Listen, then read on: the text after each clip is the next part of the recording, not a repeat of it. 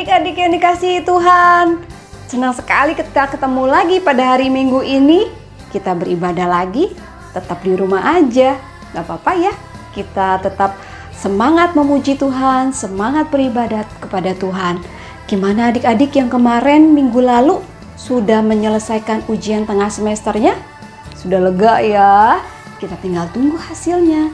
Nah, buat adik-adik yang besok sudah mulai ikutan ujian tengah semester, yang berjuang untuk minggu besok, kiranya adik-adik tetap semangat untuk belajar. Tuhan pasti tolong dan pastinya akan diberikan nilai yang terbaik asal belajar ya adik-adik. Oke, nah adik-adik, saatnya kita akan beribadah, saatnya kita mau memuji Tuhan, kita mau siapkan hati kita dan pikiran kita untuk memuji dan memuliakan nama Tuhan. Yuk, kakak mau ajak kalian angkat satu pujian, mau sapa Tuhan Yesus dengan satu pujian, selamat pagi Bapa. Yuk, kita sama-sama buka suara dan angkat pujian ini.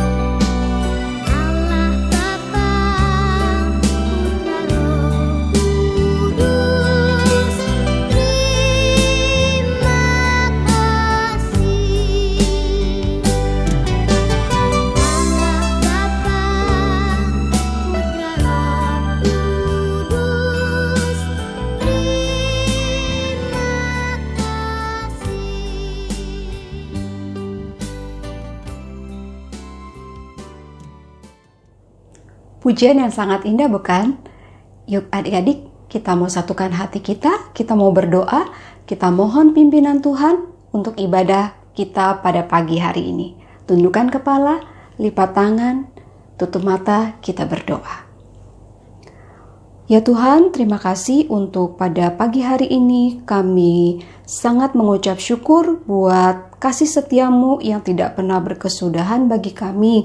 Kami bersyukur ya Tuhan buat hari yang baru, sampai detik ini kami boleh sehat, kami boleh kuat, semua karena anugerah Tuhan.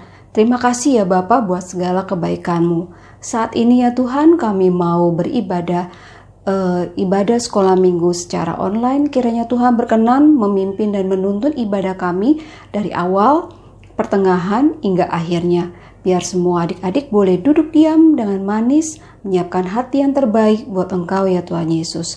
Terima kasih Bapa, bagimu segala puji, hormat dan kemuliaan. Haleluya. Amin. Adik-adik, virus corona belum ditemukan vaksin atau obatnya. Nah, kita sebagai anak-anak Tuhan tetap mengikuti himbauan dari pemerintah dengan cara kalau kita keluar rumah jangan lupa pakai masker, cuci tangan secara rutin, dan jaga jarak dengan teman kita. Ya, nah selain dari itu kita sebagai anak-anak Tuhan tidak perlu takut karena ada firman Tuhan di dalam Amsal 17 ayat 22 mengatakan bahwa hati yang gembira adalah obat, tetapi semangat yang patah mengeringkan tulang. Nah, adik-adik mau sehat, mau kuat, ada obatnya yang Tuhan tawarkan melalui Amsal tadi, ya, hati yang gembira, hati yang penuh sukacita. Yuk, kakak mau ajak pada pagi hari ini kita angkat pujian bagi Tuhan dengan penuh sukacita ya. Oh sukacitaku. Kakak ngundang adik-adik semua bangkit berdiri, boleh bertepuk tangan juga, dan gerakan badan kita.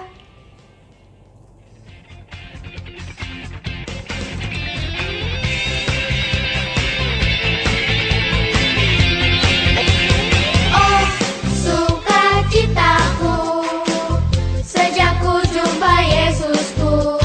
Oh sukacitaku, ku temukan juru selamat. Dia mengasihi aku, bahkan mati bagiku. Sukacitaku kini penuh.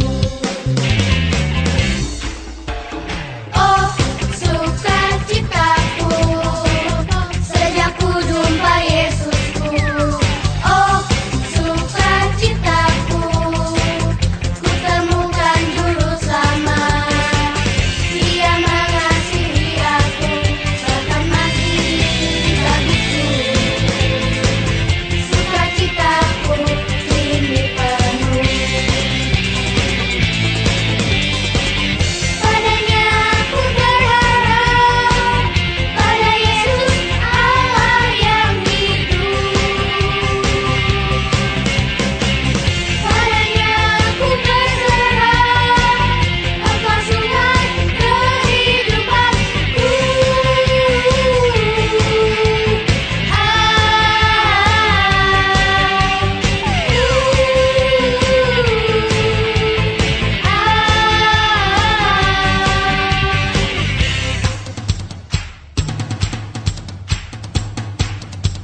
Oh sukacitaku, sejak ku jumpa Yesusku. Oh sukacitaku, ku temukan juru selamat. Dia mengasihi aku, bahkan mati bagiku.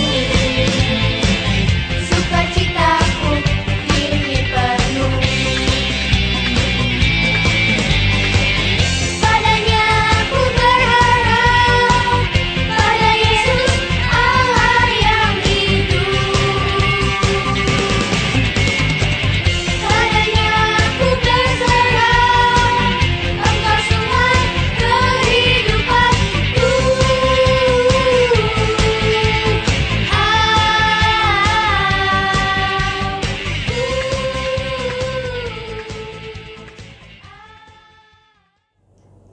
Wow, dahsyat banget pujiannya. Oh sukacitaku.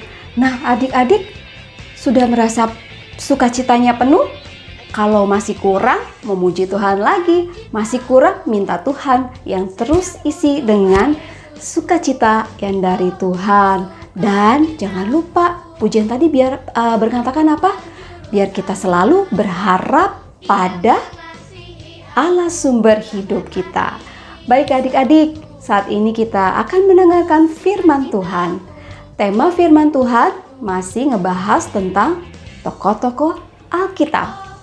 Siapa yang masih ingat dengan tokoh-tokoh yang sudah kita pelajari beberapa minggu yang lalu? Iya, ada Bapak Abraham, ada Bapak Nuh, ada Ibu Deborah, dan ada Ibu Ruth. Nah, mereka itu apa sih yang kita pelajari dari kehidupan mereka? Mereka memiliki kesetiaan dan ketaatan pada perintah Tuhan. Nah, adik-adik, kita akan ngebahas pada pagi hari ini tentang kisah Ratu Esther. Yuk kita mau sama-sama dengerin firman Tuhan yang disampaikan oleh Kak Evin. Tapi sebelum dengerin firman Tuhan, kakak mau ajak kita untuk menyaksikan satu video persembahan dari adik-adik sendiri. Trust and Obey itu loh, masih ingat belum? Nah, adik-adik yang sudah mengumpulkan, terima kasih ya. Yang belum mengumpulkan, yang belum sempat join, jangan bersedih, jangan khawatir. Lain waktu kalau ada kesempatan kita ikut bergabung lagi ya. Nah, adik-adik pujian tadi mengingatkan kita semua untuk kita tetap memiliki kesetiaan dan ketaatan kepada Tuhan Yesus. Selamat menikmati firman Tuhan.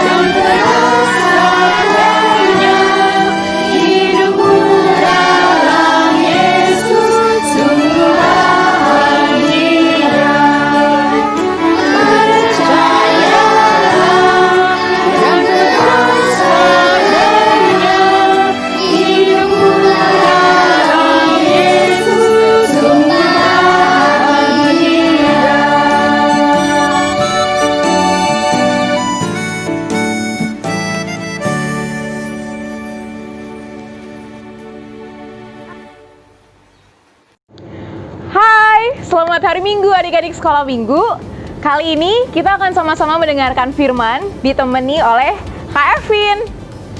Hari ini kita akan melanjutkan kisah kita mengenai salah satu tokoh yang ada di Alkitab. Nah, tokoh ini namanya dimulai dari huruf E. Bisa tebak nggak siapa? Hari ini kita akan membahas yang namanya Esther. Nah, adik-adik tahu nggak sih ada fun fact atau fakta menarik mengenai kitab Esther ini? Apa itu? Dalam kitab Esther tidak ada satu kata pun yang menuliskan kata Tuhan atau Allah. Loh, kok bisa? Padahal kitab Esther kan ada dalam Alkitab dan itu adalah firman Tuhan. Kok begitu ya? Walaupun kata Tuhan atau Allah tidak dituliskan dalam kitab Esther, tapi bukan berarti tidak ada karya Allah di dalam kitab ini. Sama mungkin seperti kita yang seringkali tidak melihat di mana Allah, tapi sesungguhnya Allah tetap bekerja dalam hidup kita. Nah, karena itu kita mau sama-sama persiapkan hati, kita mau mendengarkan firman Tuhan. Mari sama-sama kita bersatu dalam doa. Bapa di dalam surga, kami kembali datang kepadamu, memohon hikmat pertolongan daripada Allah Roh Kudus, agar beserta dengan kami, supaya kami bisa mengerti kebenaran firman Tuhan hari ini. Tolong Kak Evin yang akan menyampaikan firman, dan tolong setiap kami yang mendengarkan. Berikan kepada kami hati seperti tanah yang baik, sehingga ketika firman Tuhan ditaburkan, kami boleh menerima firman itu, menyimpannya dalam hati kami yang kiranya terus bertumbuh dan berbuah nyata melalui kehidupan kami sebagai anak-anak-Mu. Kami sungguh berdoa menyerahkan setiap hati kami, supaya Engkaulah yang memimpin dan menyertai. Hanya di dalam nama Tuhan Yesus Kristus kami berdoa. Amin. Kisah ini dimulai ketika Raja Ahasiweros hendak memamerkan kekayaan kerajaannya, bahkan dia mengadakan pesta sampai 180 hari. Itu sekitar 9 bulan, dari Januari sampai September, kira-kira begitu. Bahkan dia tambah lagi 7 hari berpesta. Dalam kondisi sudah berpesta dan minum banyak anggur, Raja meminta ratunya, yaitu Ratu Wasti, untuk memamerkan kecantikannya ke semua orang. Tapi Ratu Wasti menolak. Sehingga Raja pun marah, dan menurut penasihat-penasihatnya, gelar Ratu harus dicabut dari Ratu Wasti dan Ratu tidak dapat lagi menghadap kepada Raja. Setelah kemarahan Raja mulai hilang, Raja teringat akan ratunya.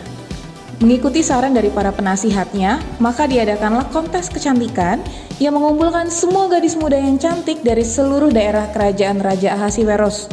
Mereka semua disiapkan, diberi wangi-wangian selama 12 bulan. Wow, kebayang gak sih mereka akan secantik dan sewangi apa? Dan apapun yang mereka minta akan diberikan sebelum akhirnya mereka bertemu menghadap raja setelah 12 bulan disiapkan. Di antara semua wanita cantik tersebut, ada seseorang yang bernama Esther.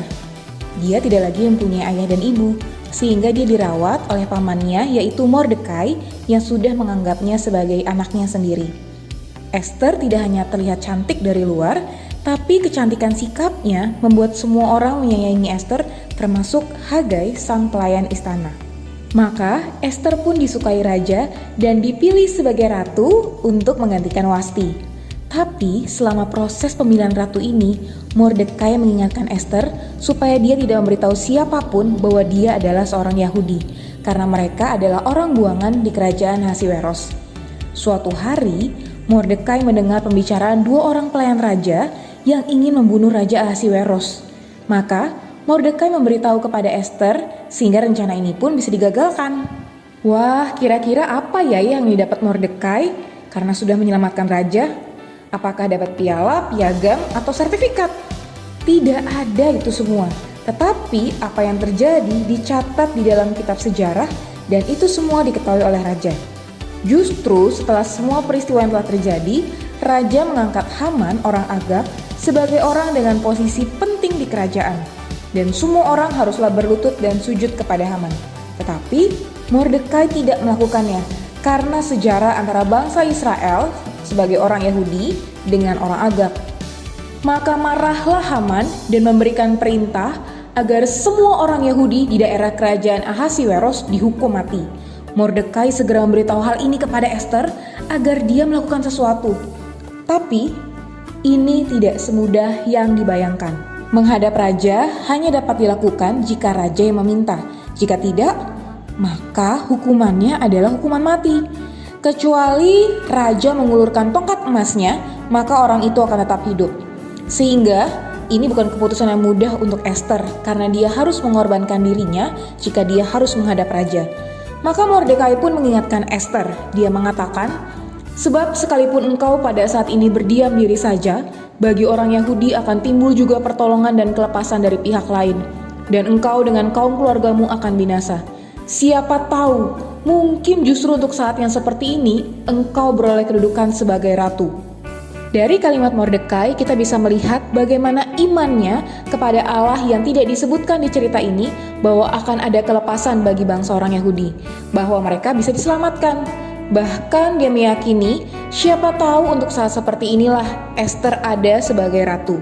Maka Ester pun mengambil keputusan. Dia mengatakan supaya semua orang Yahudi berkumpul dan berdoa berpuasa untuk dia, tidak makan, tidak minum, baik malam baik waktu siang selama 3 hari.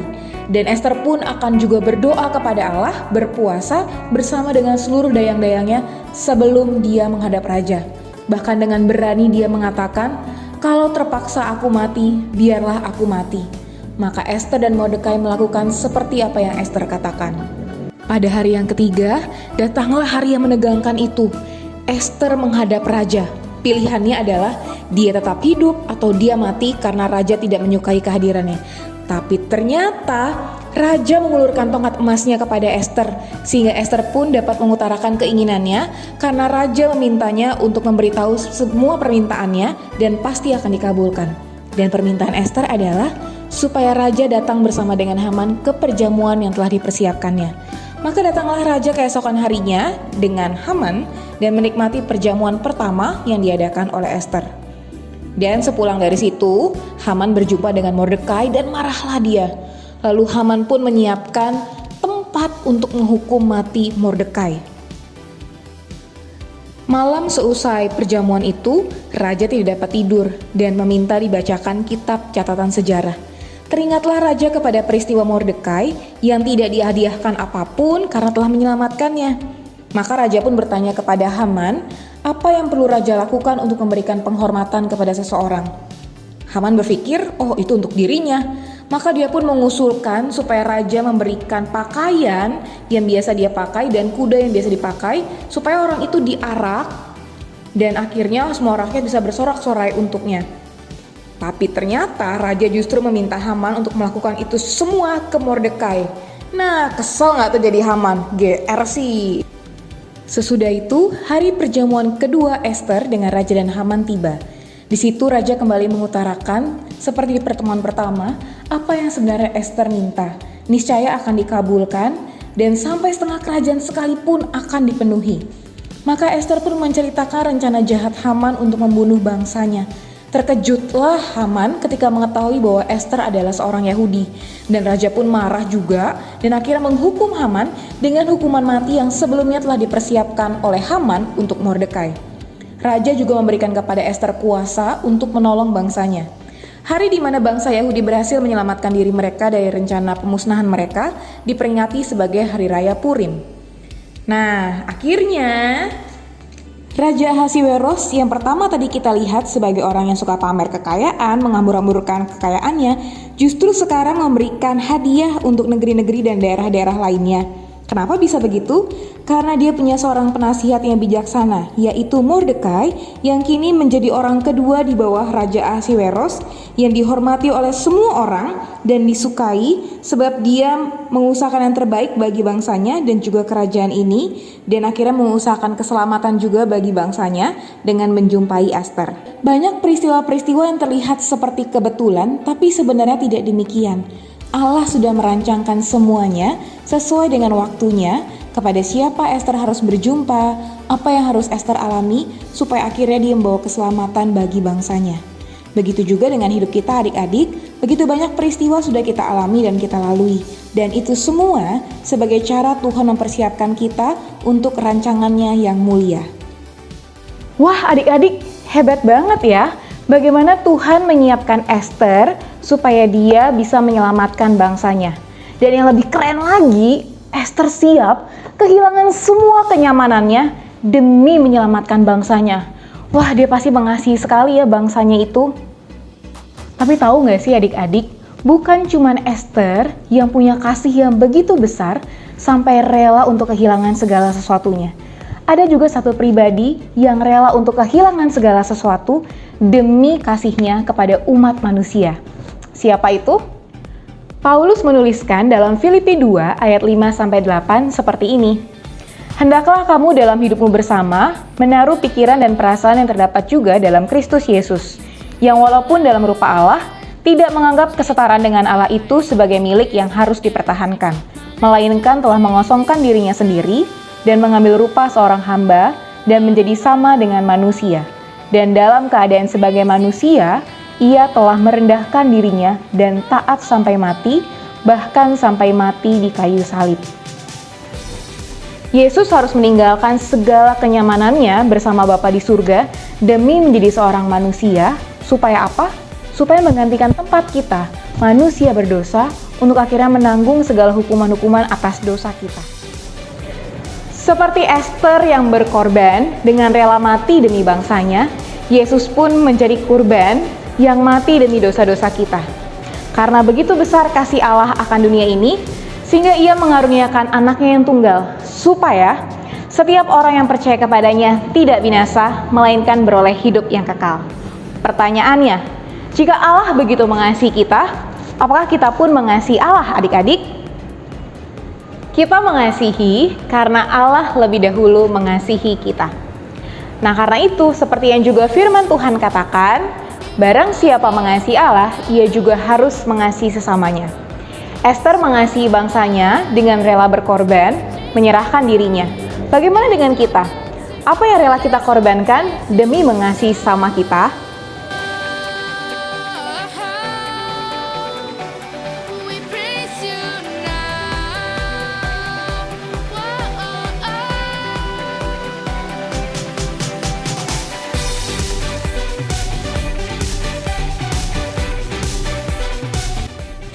Nah adik-adik, itu tadi contoh dari beberapa hal yang bisa kita lakukan untuk berkorban buat orang lain. Memang sih berkorban itu mesti meninggalkan kenyamanan kita, mengorbankan waktu kita, tenaga kita, atau perhatian kita. Tapi seperti yang juga sudah Yesus lakukan demi mengasihi kita, yuk sama-sama kita mengasihi sesama kita dengan mengorbankan apa yang kita miliki untuk menunjukkan kasih kita kepada mereka. Dan saat ini mari sama-sama kita bersatu dalam doa untuk menutup firman Tuhan hari ini. Bapa di dalam surga, terima kasih karena kami boleh melihat teladan bagaimana Esther karena kasihnya bisa membawa perubahan bagi bangsanya. Begitu juga dengan anakmu yang tunggal, Tuhan Yesus Kristus yang begitu mengasihi kami, dan lewat pengorbanannya kami pun diselamatkan. Kami juga mau ya Allah, sebagai bentuk kami mengasihi Engkau, kami juga mau berkorban, entah itu waktu kami, tenaga kami, supaya kami juga bisa terus bersekutu dengan Tuhan, memberikan waktu kami untuk berdoa maupun membaca firman. Dan kami juga mau mengasihi sama kami dengan melakukan sesuatu bagi mereka sesuai dengan apa yang bisa kami lakukan. Tolong kami dengan pimpinan Allah Roh Kudus, boleh senantiasa mengusahakan yang terbaik di dalam mengasihi Allah dan juga mengasihi sama kami. Terima kasih ya Allah untuk firman Tuhan hari ini. Kiranya firman inilah yang terus tertanam di dalam hati kami dan juga terus bertumbuh dan menghasilkan buah yang nyata melalui kehidupan kami sebagai murid-murid Kristus. Hanya di dalam nama Tuhan Yesus Kristus kami berdoa dan mengucap syukur. Amin. Terima kasih adik-adik untuk kesempatannya bisa sama-sama kita bertumbuh lewat firman Tuhan hari ini. Sampai jumpa lagi. Terima kasih Kak Evin untuk firman Tuhan ya pagi ini. Luar biasa ya Allah kita. Dia pakai Ratu Esther untuk menyelamatkan bangsa Israel dari kebinasaan. Nah, teladan apa yang kita boleh pelajari dari Ibu Esther ini? Ya, kita hidup di masa kini, hidup takut akan Tuhan, peduli terhadap keluarga, bantu ayah dan ibunya, papa mamanya, ya, dan kita mengasihi sesama kita. Kita mengasihi bangsa kita melalui apa? Berdoa dan belajar menyerahkan semuanya ke dalam tangan Tuhan seperti anjuran Bu Esther tadi apa? Berdoa dan berpuasa. Nah, adik-adik nanti aktivitasnya akan dikirimkan ke WA grup masing-masing.